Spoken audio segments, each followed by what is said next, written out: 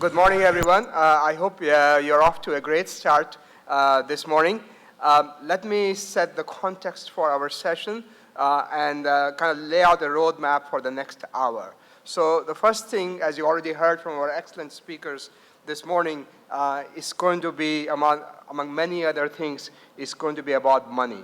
This is an expensive investment. It needs a lot of money to invest in nuclear. So we're going to talk about, in this panel, sustainably investing in nuclear energy. And already, if you've seen the press release this morning, 14 large financial institutions have agreed to invest in nuclear energy, which is great news on the top of the countries which signed the triple nuclear pledge last year at Corp. One thing I have to say, I've been to many events in the last year, and this is the first one where the word AI and the data center have not yet been spoken. So I have to break that and say, well, AI and data center are going to be the big demand drivers for electricity. But the one big question will be, can nuclear energy come in and help meet that demand because of the time lags with the nuclear projects? So this is how we're going to run the next hour. I'm going to have a keynote opening speaker, Benjamin Pickett, Vice President and General Manager, Public Affairs and Government Relations from Nucor. So Benjamin, if you come in and give your opening remarks, and then I will introduce the panel, and then we will have a conversation with the panel. So floor is yours.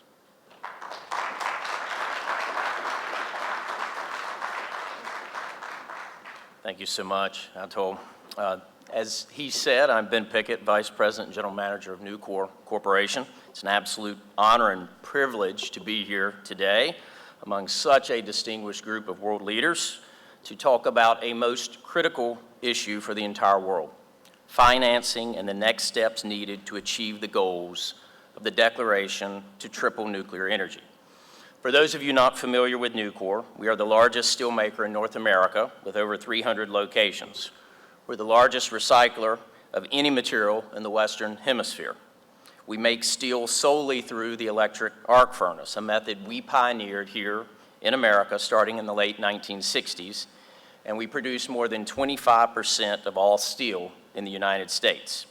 Our steel can be found right here in New York, where One World Trade Center and a large portion of the city's new high-rises, roads, bridges, stadiums, and even the terminals at JFK and LaGuardia airports have been and continue to be built with Nucor's clean steel.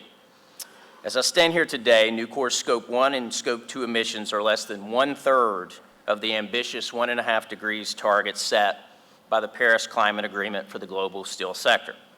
In other words, as an enterprise, Nucor already performs today where the Paris Climate Agreement says we should be performing in the 2040s.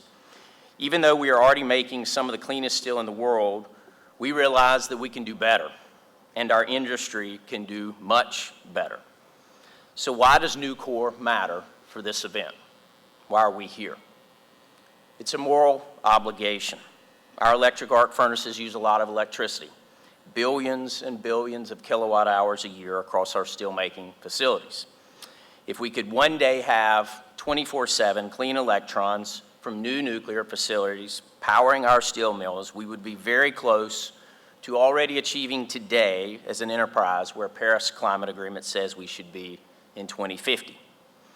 The Declaration to triple nuclear energy at COP28 was an important breakthrough, including nuclear energy as a zero-carbon technology alongside renewables is essential to meeting the world's carbon reduction goals and ensuring that heavy industrial manufacturers like Nucor have a reliable and clean electricity supply they need to continue growing, prospering, and providing high-paying jobs. Such increased nuclear energy capacity will not only help to decarbonize the entire energy grid, but it will also help to decarbonize the entire built environment. The impact of the declaration made at COP28 was immediate, as we already are witnessing countries officially re-embracing nuclear and developing plans to expand their fleet of nuclear power plants. The governments of the 22 countries that launched the pledge sent a clear and unified message that nuclear is a critical part of the transition to 24/7 clean energy. But we must have a unified and coordinated financing effort. The moment for new nuclear is now. We have to step into the moment. The bottom line is that we need more nuclear faster, and financing is that critical piece to accelerating the deployment of nuclear energy. This event, or maybe I should say this financing moment in time, is crucial. Building on the vision at COP28 and ensuring some of the most well-respected banks and financial institutions in the entire world are at the table. The demand for energy infrastructure has never been this great, but lack of access to financing can be the Achilles heel for advanced clean energy projects. And for that reason, it is critical that nuclear energy be included in sustainable and transition finance frameworks in order to unlock favorable financing and investment terms for new nuclear projects. And His Excellency from EMEA also mentioned President Eisenhower, and I'm going to mention him as well. So 71 years ago, President Eisenhower made that famous Atoms for Peace speech. And with an eloquent oratory, the likes of which much of our world has lost, he expounded upon the peace with which atomic energy could and should be expedited. President Eisenhower stated that the whole book of history reveals mankind's never-ending quest for peace and mankind's God-given capacity to build nuclear. That was 1953. 1953. How do we measure up today? It is time to recommit ourselves to President Eisenhower's challenge to embrace mankind's God-given capacity to build new nuclear for the benefit of the world. And there is perhaps no better place to start than hearing the perspectives of some of the most prestigious financial institutions in the world. It's time to finance new nuclear. It's time to build. From my Nucor family to yours, thank you all for being here today, and I look forward to today's discussion. Thank you.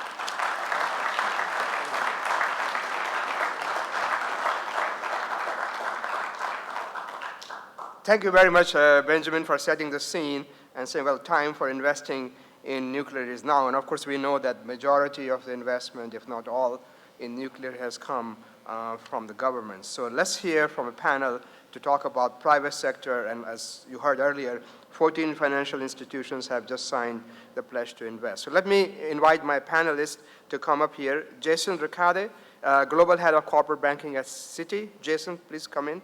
Cara Sucoso Mangone, Head of Sustainable Finance Group at Goldman Sachs. Cara, welcome. Séverine Mateo, Global Head of the Low Carbon Transition Group from BNP Paribas. Welcome to New York. Marie Freier, Co-Head of Energy Transition Group, EMEA at Barclays. Marie, welcome. James Schaefer, Senior Managing Director at Guggenheim Securities. And then Gayle Miller. Gayle, welcome. Senior Advisor, Transition and Institutional Relationships, Brookfield Asset Management. So we have an all-star panel. You can sit anywhere you want. It doesn't matter as long as I know who to ask the question. I think we're in good shape. So given the time we have and the panel we have, we're going to cover kind of two topics, and then we'll have a kind of a lightning round as you all know what that means. I think the big question really is, how do we accelerate private sector financing? That's the question, because public sector financing is already there. We heard from our speakers earlier. So Jason, let me start with you. What kind of innovative financial products you think are needed to accelerate the investments in the nuclear sector? And give us an example if you can. Thanks, Atul. It's mine, yeah, good. Listen, I think we've made a lot of progress globally in the safety concerns, the efficiency, the ability to operate this civil nuclear power in a very responsible way. So that's all good news, but I think, as noted by many of the speakers earlier today, the demands are going up steeply. And in order to meet the net zero goals of the world, we're going to need to provide more nuclear power. It's the base load is really, really important. When you think about what's required to, from a financial products perspective, you're solving not just one problem. It's not just how do we finance the production and the creation of new Gen 3 and maybe Gen 4 reactors, but we need to think about what are the right financial products for refurbishment of recommissioned existing plants. Of course, the Gen 3, Gen 4. What financing tools do we need for the new technologies, SMRs, et cetera? And then how do we think about providing more financial products that support the supply chain? How do we find more uranium and provide and de-risk some of that supply chain issue that's coming. So I think, many of these, the biggest problem that we still face is the long tenor. And the potential for cost overruns. And so that's the thing that it makes it most difficult for investors to get behind nuclear investment, I think, at this point. So, working with governments, working with export credit agencies, multilateral development banks, all these, and the solutions will be a little bit different in the sort of wealthy countries and the developing countries as to what they require.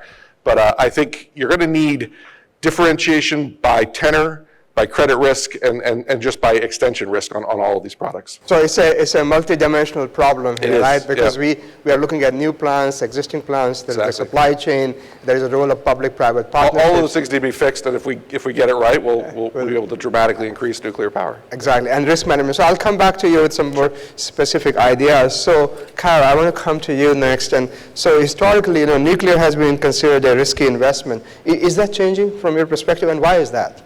So Atul, I'll start with grounding the conversation we're having on the complexity of energy transition a little bit, because I do think it's a very important backdrop, and we're all here gathered during Climate Week. It's the kickoff day for Climate Week. On one hand, we're making good progress on energy transition. On the other hand, it's very complex, and it's getting more complex. And you mentioned demand. I'm going to talk a little bit about demand. The onshoring of manufacturing, the electrification of transport and data centers and generative AI are driving generational growth in US power demand. This places a very high threshold and pressure, as Her Excellency said this morning, on baseload, right? The importance of building clean, reliable sources to power this growth. Just to put some numbers on this, our global investment research team is projecting a 2.4% cumulative annual growth rate in US power demand through 2030. This compares to effectively 0% growth over the course of the last decade. So that's a very significant component. If you were to take all of the projected data center power demand growth, concentrate that into a new country, that would represent one of the top 10 power consuming countries globally. So just to give you a sense of those three components and where just one puts us vis-a-vis increased power demand. So absent clean baseload power sources to fuel this demand growth, we will see a significant increase in CO2 emissions from the build out of new power capacity. So maybe just to start there as the backdrop. And we know, as mentioned earlier, renewable power is an important and, right? But there are challenges with intermittency, and energy storage technologies are still nascent. So nuclear has really emerged, what we're seeing with clients and investors, as a perspective that this can really be a source to provide baseload power and help us to achieve our global decarbonization goals. And I'll just say, very recently, we've seen examples of data center operators from Microsoft to Amazon actually announcing the purchasing of nuclear power sources, just to demonstrate these are leading companies in decarbonization who really see this as a solution. I spend a lot of time in my day job on regulatory frameworks, which have changed a lot in this space. And I think this is a really important component as well to get to your question on investability of nuclear. Nuclear is increasingly being recognized in policy and regulatory frameworks, including in the EU Sustainable Taxonomy, as a transitional activity. And earlier this year, it was also listed as a strategic technology for the decarbonization of Europe as part of the Net Zero Industry Act. So I think that's an important component, Atul, to your question of what's changed. Very specifically, the two challenges that we've seen on the investing side in nuclear in the past have really been around, one, cost, as mentioned, and two, safety considerations. So the cost of building nuclear power plants in the US has increased significantly over the course of the past 4 to 5 decades. And then, nuclear power plant accidents like Chernobyl, 3 Mile Island, and more recently Fukushima have obviously deterred investments.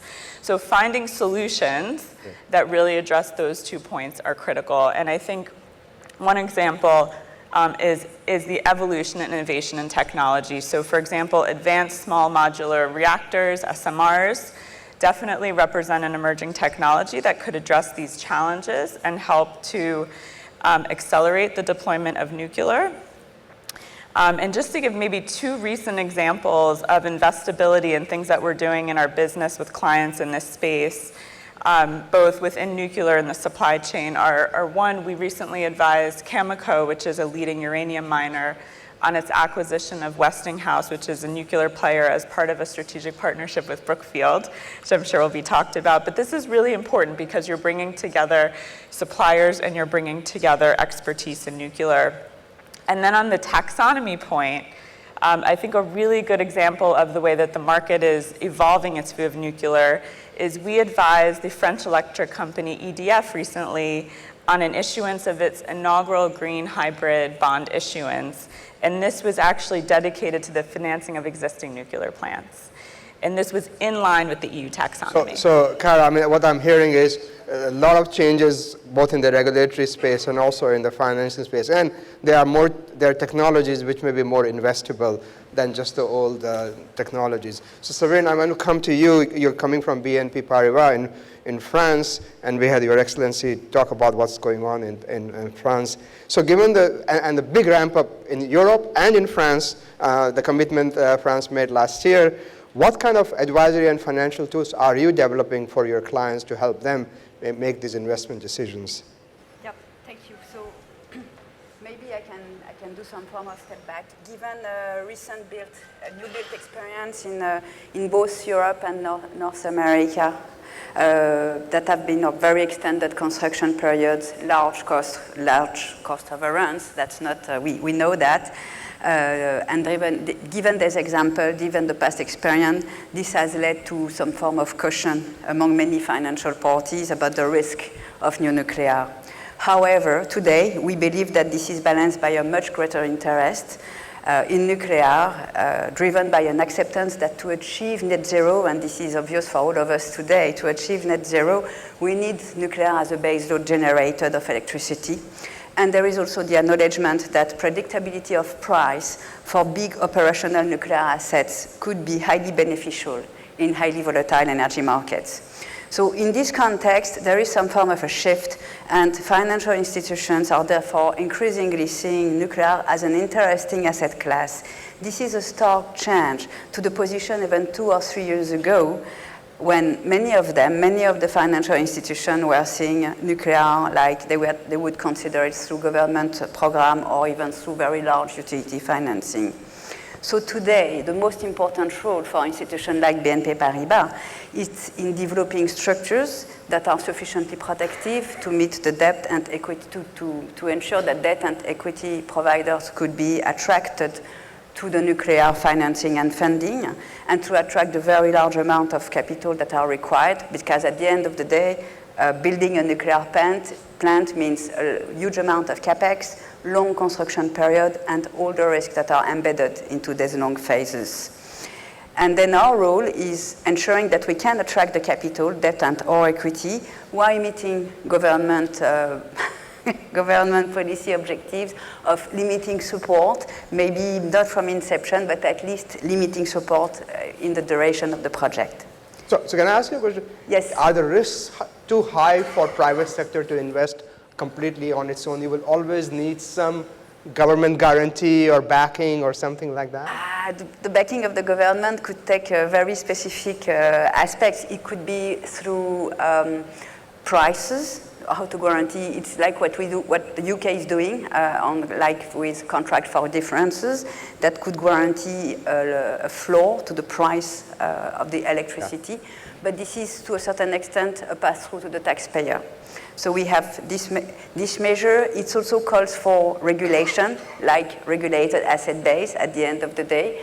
But yes, if you ask me, I think that given the amount of capex, given the fact that the construction period could be much longer than anticipated, given the huge amount of potential capex contingency, government support should be, it's part of the equation. And we should, as a bank, we are also working beyond government support, so that's direct government support. We need to mention also the ECAs, the export credit agencies. This is part of government support. because it's an important factor when providing liquidity to a nuclear project, helping us de facto to de-risk the big nuclear project. So at the end of the day, it's more about creating hybrid financing structures, leveraging on what we know from the sector, the regulation, the liquidity provider, and we believe that this is the way forward. So, and we believe also that it's not about financing a big corporate on a standalone basis. The road is open for project finance approaches, which are structures that have been put in place, implemented across the world for big infrastructures, being railways, dams, and also nuclear plants. Yeah, so hybrid mechanisms is a key. Hybrid means when you look after project finance, you are building what we call non-recourse financing. I'm not sure that the way is open today, the road is open today for full non-recourse financing, especially considering the very long tenor. So it would be non-recourse to the borrower, but with export credit agencies, government support through regulation, pass-through on the prices and so on, and also we could also contemplate, so I'm talking about the long term, but we could also contemplate short-term bridge financing during the construction period in order to de-risk it, and then have institutional investors joining us. Yeah, the duration, of course, is very important. The duration. Yeah, Mario, I want to come to you with Barclays. So tell us, you have now integrated nuclear into your transition framework.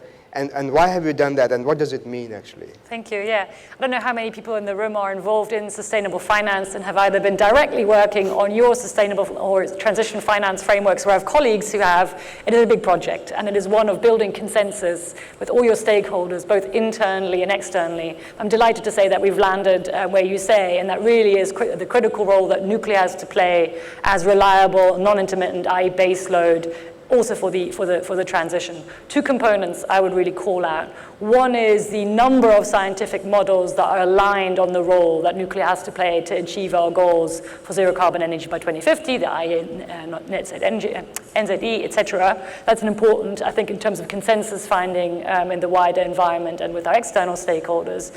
And the concern, of course, was, and I think this is the other important key piece that we needed to work around, does it delay or potentially displace the rollout of renewables, long duration energy storage, and other solutions? So I think that was the key concern to work with.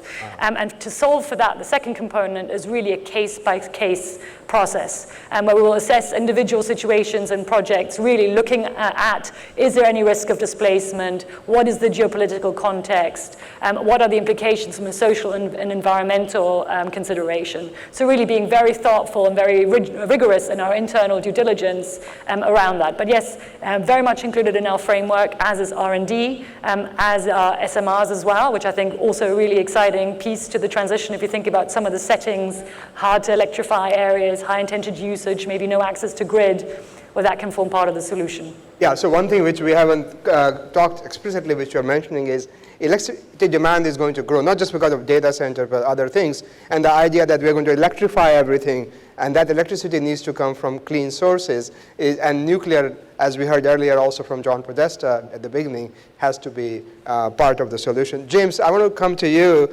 And so how do you think, we're talking details of project financing now. So how do you think nuclear energy projects can be structured to attract large-scale institutional investors? Because the returns, this issue of time horizons is quite challenging, isn't it? So I look at that question two ways. Mm-hmm. One is on the OEM side, a lot of the companies are young companies and need equity. When you think about the state of the technology suite today, very few, if any, of those companies have contracts to sell their product. So when investors, early stage investors, look at this technology suite, which is complex, fundamentally you have to look at option value. And that option value is enormous. I would argue that in the history of our planet, very rarely have we as a species needed a particular kind of technology like this. Mm-hmm. So baseload clean is the topic. My team and I cover all of the subsectors. We cover every single clean energy subsector.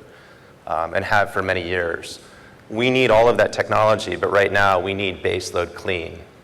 okay? And there's a variety of pathways. This one happens to be the most efficient and effective at addressing the needs that we have. So I agree with some of the prior comments.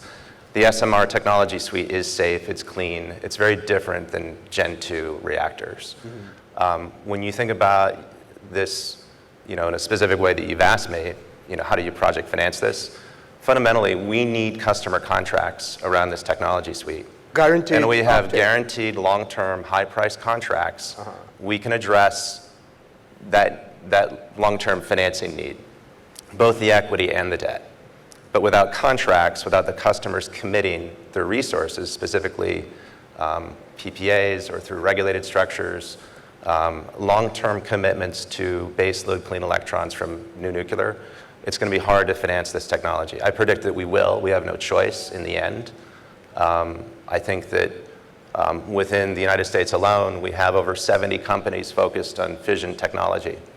And within Europe, the Middle East, the Far East, there's many more companies that have great technology pathways. The other part of this is a lot like the aircraft industry in that we need just a couple of manufacturers in the end.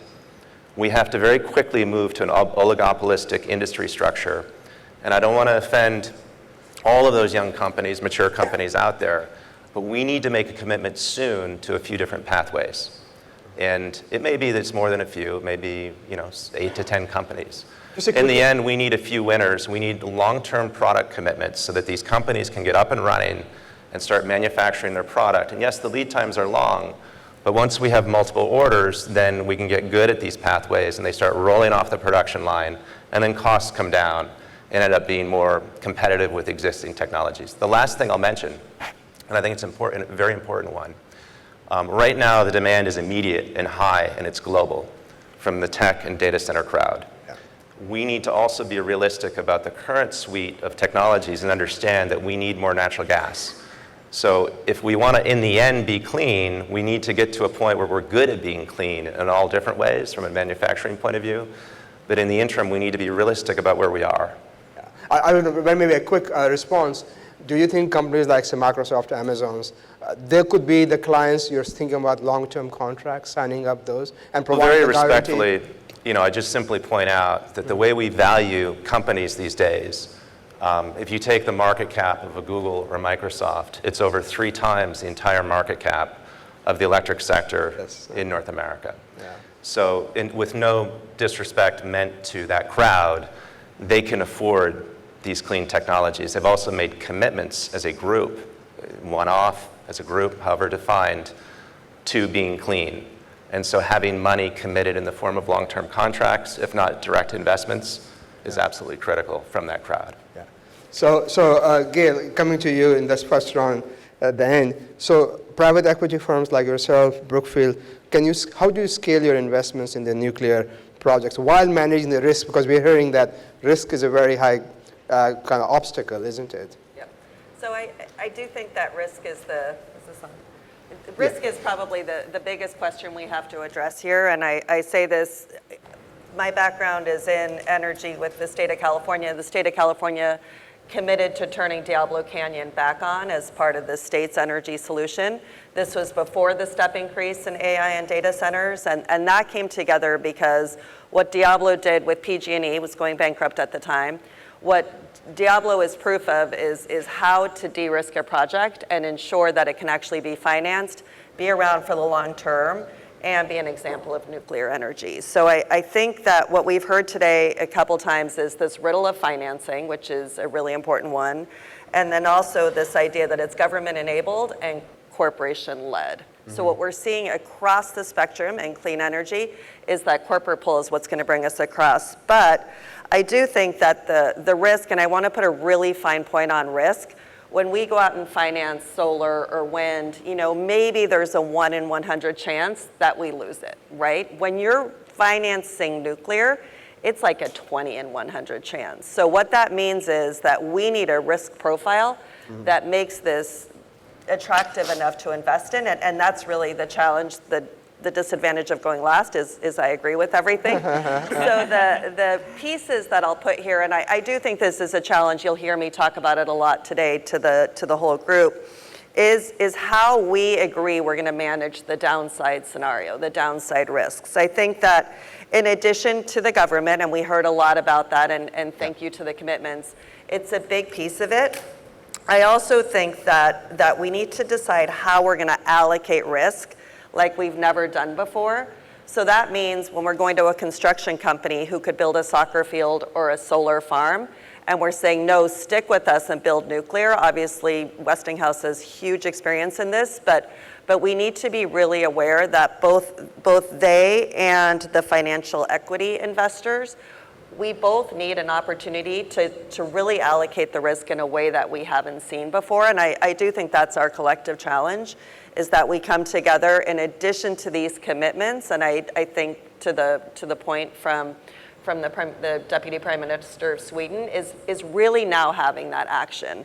How are we going to better allocate risks? And it would be great to see, and I'll talk about this a little bit later, do we look to an insurance product as well?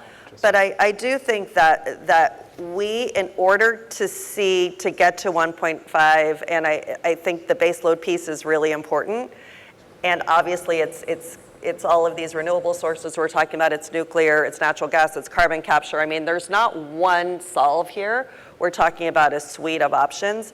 I do want to address the hyperscaler question and their ability to commit to these power purchase agreements. Mm-hmm. We are going to see a big shift in Brookfield, for example, as a framework agreement with Microsoft for 11 gigs of clean energy. The commitment to having clean energy is in part so important because of all the demands on the grid writ large, which we could have a whole nother session on transmission. But we absolutely, when we think about partners, it's making sure that we have equity partners, that we are allocating risk, and that we have these guarantees. So it'll really shift the way from kind of a just-in-time power purchase agreement to a longer-term agreement on purchasing energy. I don't know if you agree with that, but I do think that's a big piece of it. Yeah, and we're seeing that, I mean, not quite what you're saying, but Microsoft just committed to restarting TMI, 3 Mile Island, with Constellation. So the arrangements are still not very clear as to how that will be done, but maybe they take a higher degree of risk in that arrangement. Yeah, I mean, I think that's a really strong market signal. We'll continue to learn about that. I think that shows a commitment to nuclear. I should have explained this to the audience at the beginning, that the reason I'm standing here, and because you can see the stage is quite small. This is meant for weddings and not for a nuclear panel. Okay. So just are we marrying nuclear?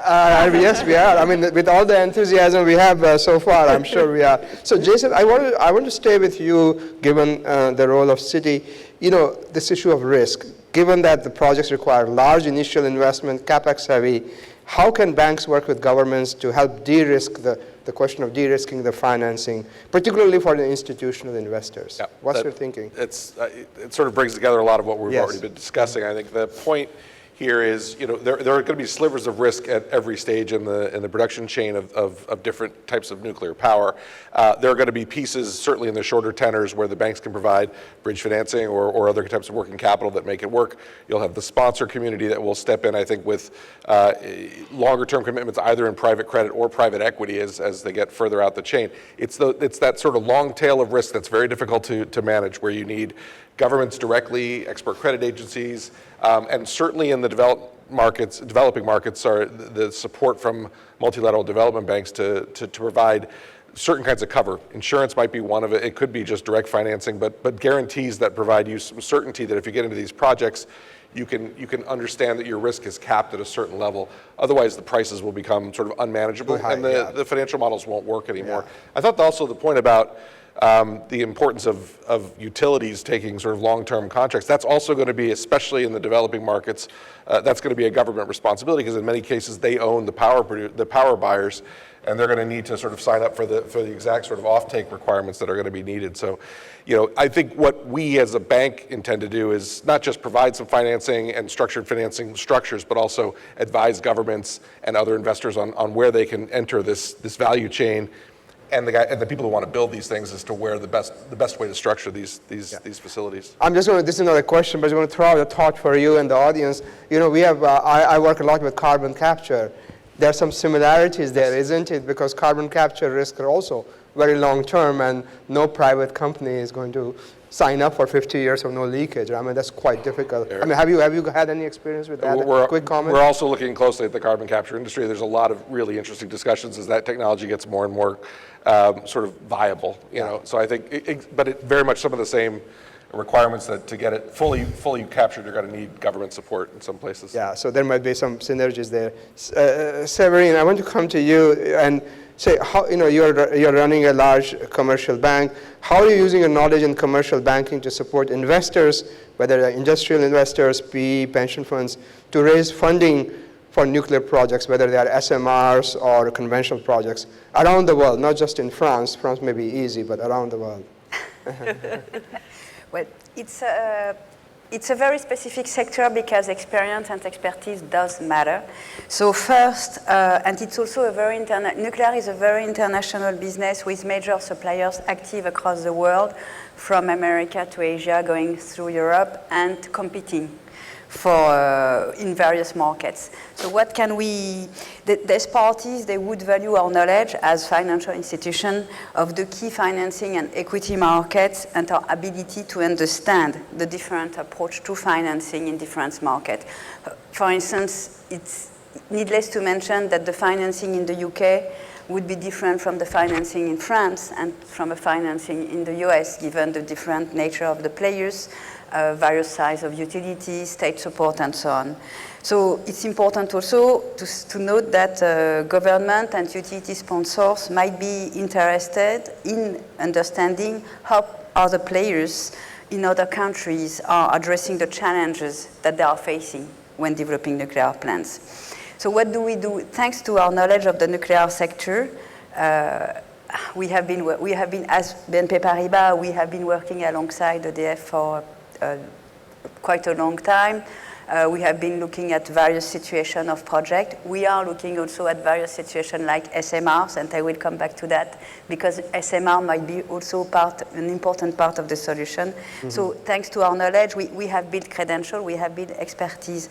So thanks to our knowledge, but also to our global sector and our global reach, meaning that we are active across Americas, Europe and Asia, we can put together industrial sponsors and private equity players or infrastructure funds or institutional investors, to open a little bit, pension funds, for instance, and we can bring them together in order to try to meet the demand of companies that are looking for capital, but also addressing the request of the ones who are seeking to invest.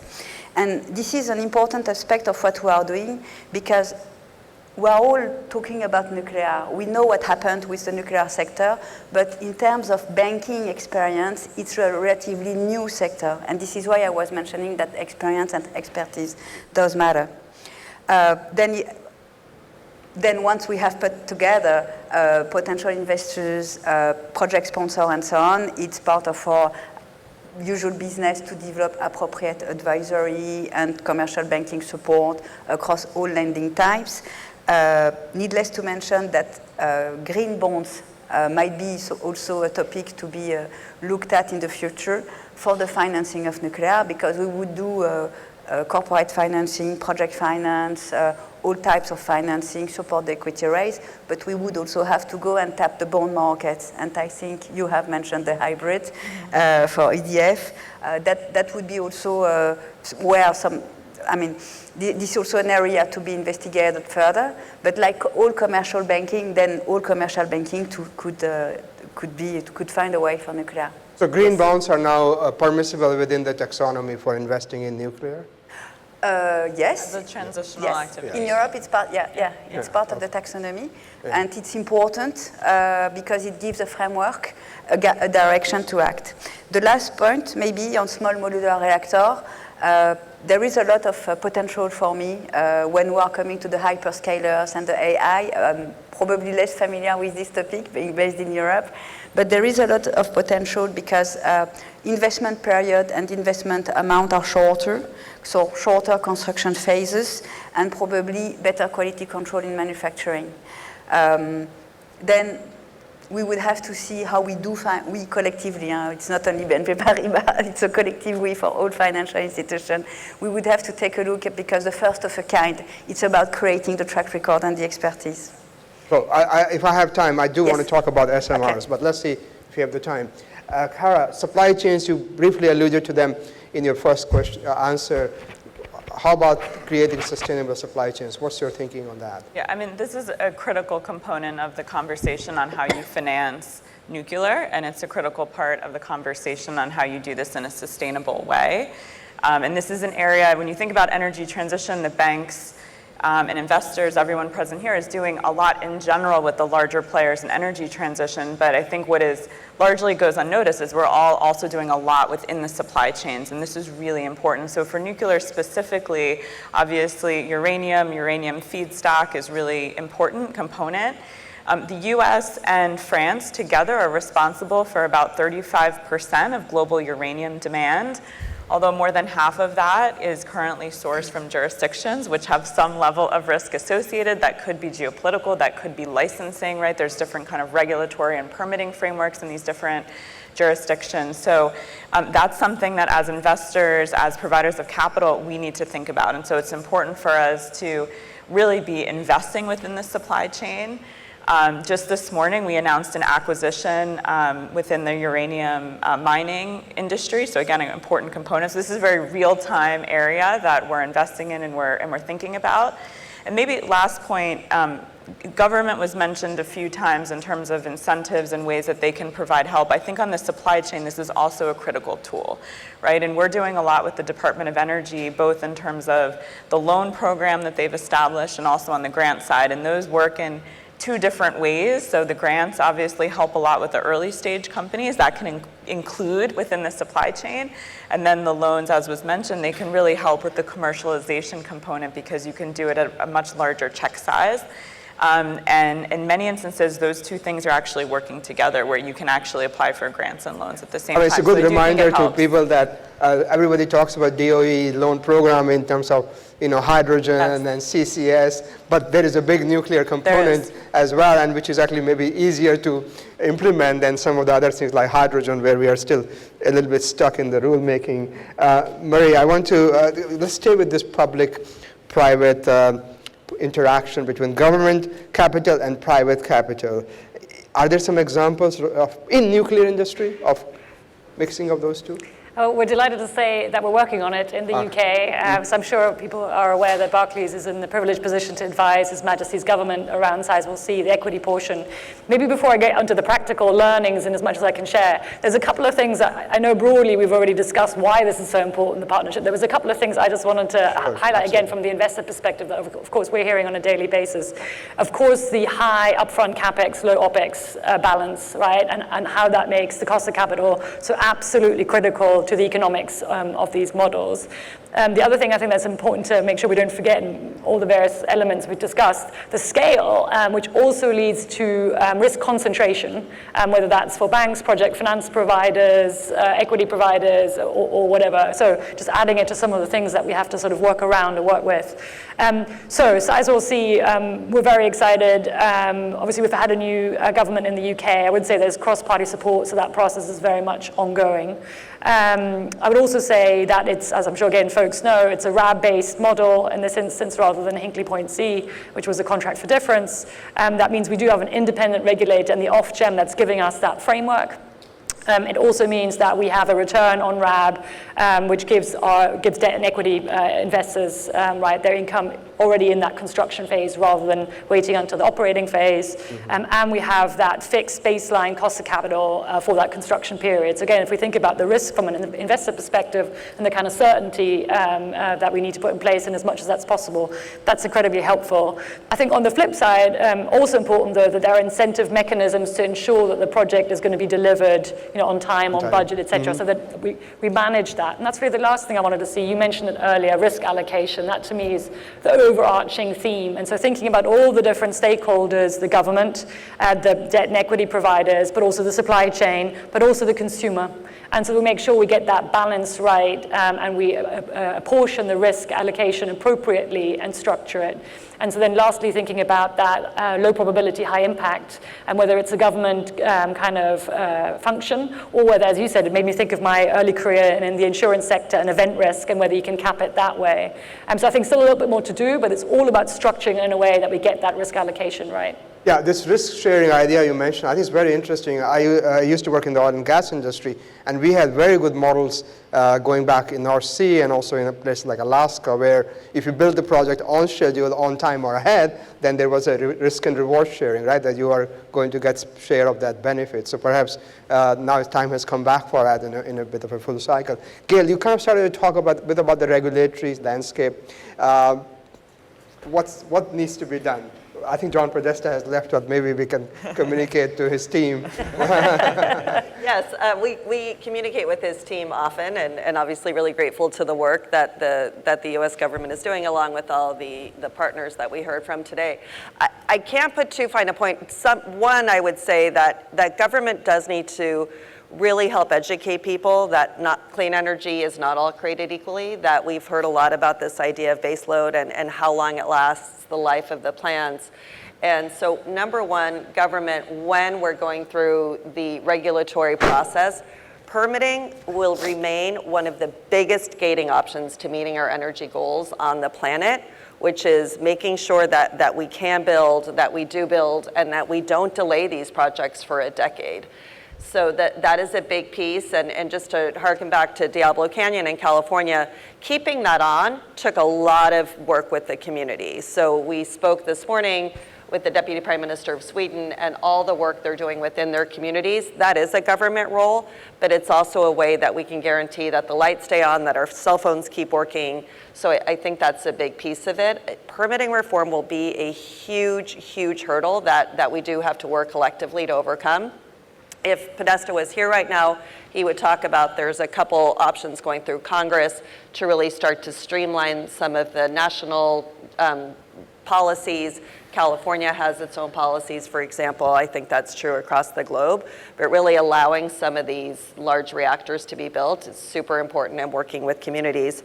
I won't talk too much more about this kind of fundamental question of who bears the risk, but I also think that the other piece that we really need to make sure that we're presenting in a way that is truly understandable is this idea that there's no net zero without a huge array of options. So unfortunately, we don't meet the goals with just solar and wind and storage, and I just can't emphasize enough that some of these regulatory regimes is really understanding that.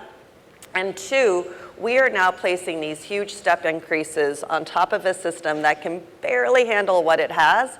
And so the other question I think we all have to ask is, as we talk about the needs within our existing grid, the other option, and I do think we're not talking about SMRs today, but the questions about behind the meter I think are really significant.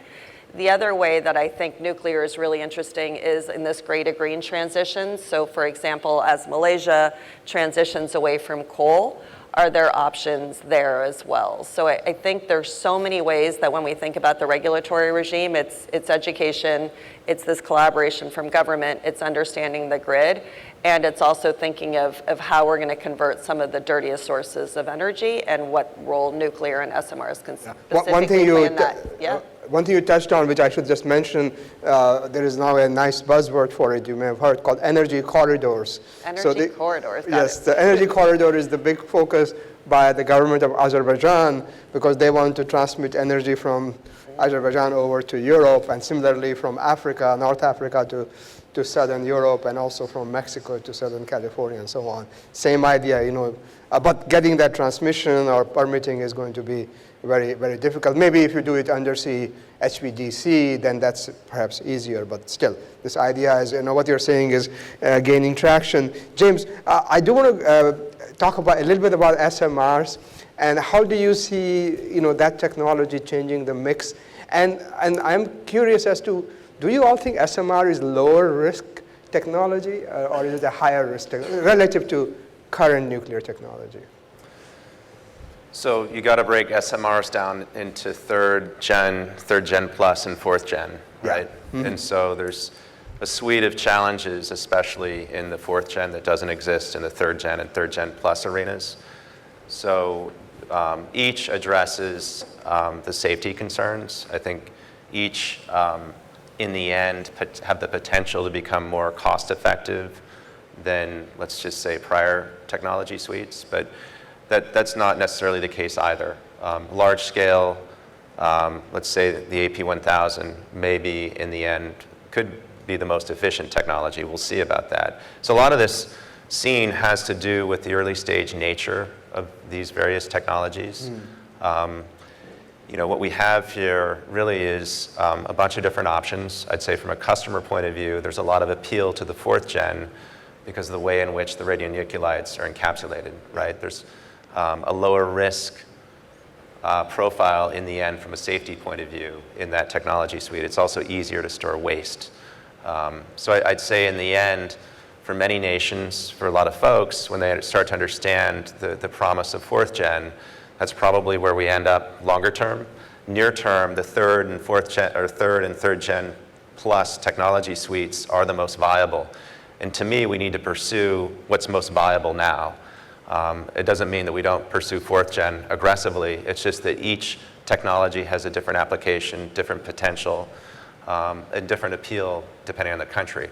I think in the end, what we have here is equity risk, really. At the end of the day, what we're really all trying to address is how do you get the ball rolling? How do you get these units in a manufacturing line and multiple products being produced at once? It has a lot to do with the customer order side. It also has to do with understanding where government's been on this topic. The reason why we have fission technology is because of the US government and other governments. Yeah. And I mean, we've done a lot of great work inside the DOE. The DOE loan program is incredibly strong. The Biden administration has done a lot to address the equity point, but fundamentally the key point is grant money. It may be that if we really want to accelerate one or more of these technologies, that our government and other governments that have a like mind may want to invest directly or more robustly than has happened to date, or in a more directed manner. We ignore pretty easily the amount of government money that's gone towards solar, wind, and other renewables. It's in the multiple tens of billions. That's true for new nuclear as well. It's true for the various fission pathways over time. But right now, I would advise concentrated firepower on a few different pathways. That means competitive processes like the ARDP program that was run in 2020, but maybe larger and more aggressive. So things which can go to market sooner, you're in favor of those? They may be more expensive, though? We can move faster than we are. Yeah. It's going to happen, in my mind, in the end. But the issue is we're trying to marry the most complex industrial technology suite known to man with the most conservative customer base in a marketplace that is somewhat dysfunctional from a pricing point of view. So what we have here is a complicated scene, but there are specific steps that can happen within government, but also on the customer side to move this technology suite forward. And I'm not going to pick one type of technology. We need a bunch of different technologies, but I've said it once, I'll say it again. We need to be good at like 8 to 10 fast. Yeah. So, Séverine, your view on this, SMR? I mean, you financing any SMR technologies? Would you? I wish. No, I tend to agree. We need to focus on the technology that is the one we would retain for the future. It's still complex because even for smaller amount of capex, it remains long-term financing, for which we need to find the adequate market. Yeah. So from my perspective, but it's also again quite very much European because we don't have the same specificity onto our power markets. From my perspective, I think that SMR as a first of a kind would require some form of government support in the PPAs, in the price mechanism. That would be helpful because the key point in order to mobilize all the financial community is that we have to show that we can do it, it's possible, and we have to demonstrate that we can finance this new asset class. So everything that could help initiate the process would be good. And then we'll see on the market, on the power prices, but it's difficult to give a general view on that because it's going to be very much dependent on where we're going to do the first financing. So Gayle, just a quick this is not a question we had thought about earlier, but you are an international company. Are you doing any nuclear investments? This has been more of a North America-centric conversation, North America and Europe. What about the rest of the world? All over the world. all over the world. Westinghouse already has a huge presence in Sweden. Brookfield as a company invests everywhere. We see this as a global solution, not just. And do you see permitting issues, or yeah, not? I think it's, I wish that the folks were still here on permitting issues, but because especially the AP1000, the large reactors, making sure that there's space and community buy-in, that's something we work on everywhere. Okay, so we are almost coming to the end, but good news is we have a bit of a time. So I have one question which is the same for all of you, but if there's anything else you wanted to say but didn't get a chance to, please do that too. And my question is, as they said, this is the rubber hits the road question, right? What are you going to do in the next 18 to 24 months to accelerate nuclear? I'm going to start with you, Gayle. I'm going to go back to my challenge. I think that this idea that we really put our heads together, and maybe that'll be the next session that you host us in, is this idea of risk allocation. And obviously there's questions about government, about what government's doing, government funding, but this idea of how all of us on the stage, but really all of you as well, how we really get together and figure out how to more accurately allocate risk. I think there's a couple of good examples. I would love to figure out this insurance product. I think there's some interesting pieces there, actually for the grid writ large, but we'll talk about nuclear now. So an insurance product, the example that you talked about in terms of the regulated asset model in the UK, I think is an important one. And I think the UK does tell a story of what happens when you have one and what happens when you don't. So that's a very clear depiction of risk. And so my real challenge that I'd like to see in the next 12 to 18 months, government could play a role in this as well, but coming together and doing what we haven't done before, even in the Eisenhower time, which is this allocated risk model. And that would be my biggest takeaway from today, that's what we can do together. We'll continue to see the building and the momentum, but the momentum only matters if there's a way to de-risk some of these projects so that the losses aren't quite as large. Big question, yeah. Mary? Two things. I think firstly, help deliver the book of work we have, because I think if we had success stories to tell, that would help all of us, both on the government but also on the public side, SMR side. Secondly, maybe speaking, from a personal note, I'd love to do more of this, which is to help convene, because I do worry in particular about public capital markets and how do we make sure there is buy-in there as the scales up, and we will need to tap into those. So how do we make sure we're not missing out on a huge amount of AUM, assets under management, because there is a lack of understanding or lack of consensus? Yeah. Yeah. We have Sama here sitting in the front in the beautiful purple dress. So Sama, I hope you're hearing about this public, and we had a conversation a few weeks back about the same issue. Yeah, absolutely. Jason. Yeah, listen, at Citi, I'm responsible for corporate banking, which means my clients are the largest corporates, banks, governments in the world. Yeah. I've rarely seen us one topic take over the sort of imagination of our clients the way artificial intelligence has in the last sort of 12 to 15 months, I would say. Mm-hmm. It is exciting, but it's also concerning because the power demand curve that we should all be looking at looks nothing like what it was 3 years ago when we were making our net zero commitments. If we're going to make any progress on net zero, on converting the world to less fossil fuel usage, we're going to need this solution set, the things that we're talking about in nuclear. So from a Citi perspective, it's absolutely a priority to figure it out. And that means, the advisory side, where to source the capital, and how to de-risk these projects. Yeah, I think it's a really important point that we may be trying to solve a really big problem or big problems with AI, and then we forget about climate change. Because and it's more than the hyperscalers. The hyperscalers are also reacting to the same things I'm hearing, which is that their customers are going to need lots and lots of compute, more than we can imagine, very soon. Yeah. Kara. So maybe just to hit on points that are additive, because I agree with everything that's been said. I do think in the net zero energy transition space, where I spend a lot of time running sustainable finance at Goldman and talking to clients and investors and stakeholders, regulators, policymakers, I do think this recognition of this relationship between energy demand and supply is really important, and not letting perfect be the enemy of progress is critical. And so I think very specifically, I did talk about alignment with regulatory frameworks and taxonomy. I think that's very important in the capital market space.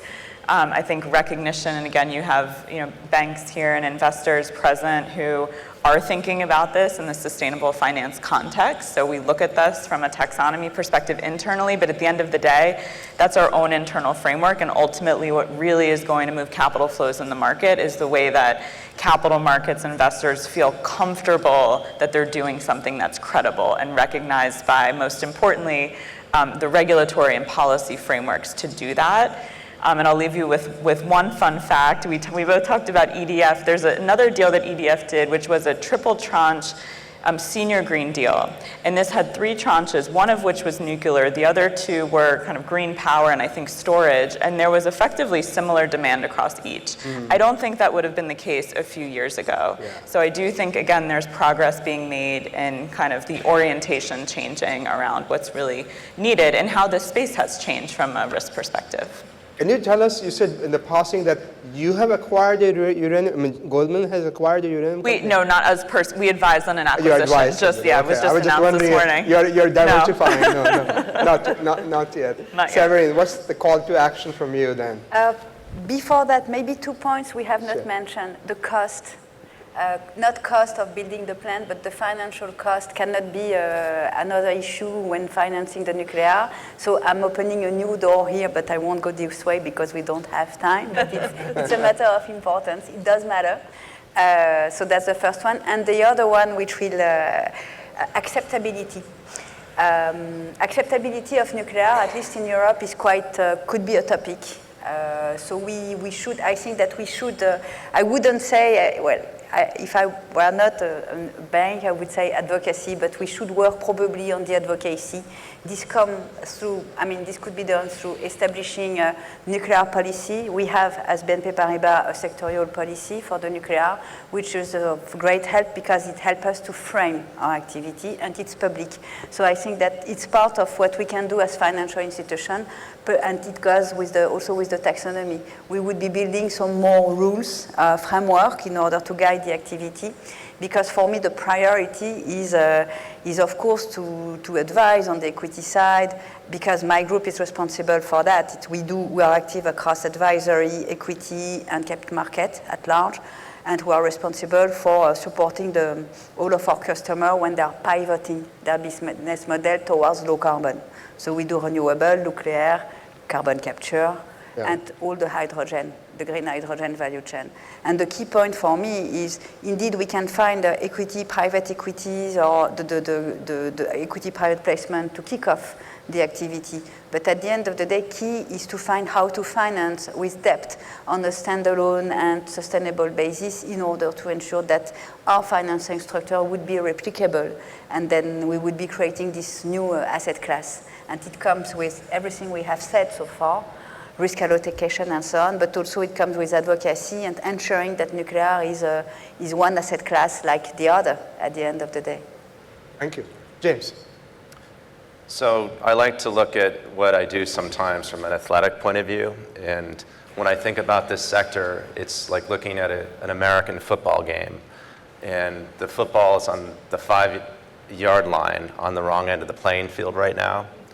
And just to put it in simple terms, if you can imagine a 10-foot high brick wall on the 10-yard line, it doesn't matter that we have all-star bankers, all-star manufacturers of product, governments that support this industry and have for a long time, utilities, private infrastructure investors, a lot of folks that want to be in the middle of this game. But that 10-foot high brick wall is composed of commercial viability risk. So we need to work with the companies to articulate their stories better and differently. That's one. 2, we have fundamental equity risk.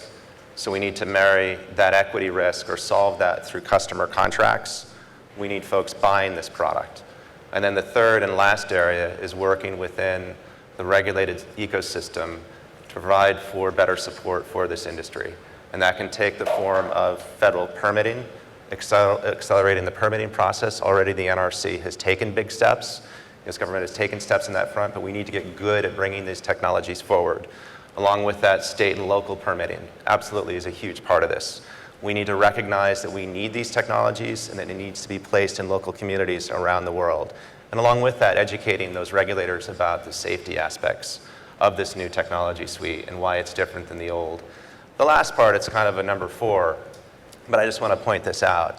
You can take all of the waste from the US commercial fleet, nuclear fleet, for the last 60 years and store it on a football field about a story high, okay? So all of the waste for 60 years. So this is an incredibly efficient technology. We need to educate people about the past and about the past benefits as well as the future promises. So a lot of it is free consulting work and then actually getting deals done. And it sounds like my Goldman friends have been pretty busy. We do get some business. I'm not going to try and summarize it, but the only thing I would say is that I don't follow nuclear as I should now, which I am more and more. I think the power of narrative, I believe in the narrative, and the narrative around nuclear is definitely changing. You know, after TMI, 3 Mile Island, and Fukushima and all, it had kind of a very negative view and what Germany did. But now the pendulum has swung, and I think with the data centers, the narrative is really changing, and what just happened with 3 Mile Island again, ironically, maybe is the tipping point to that. So, but please join me in thanking this outstanding panel. I think we had a great discussion.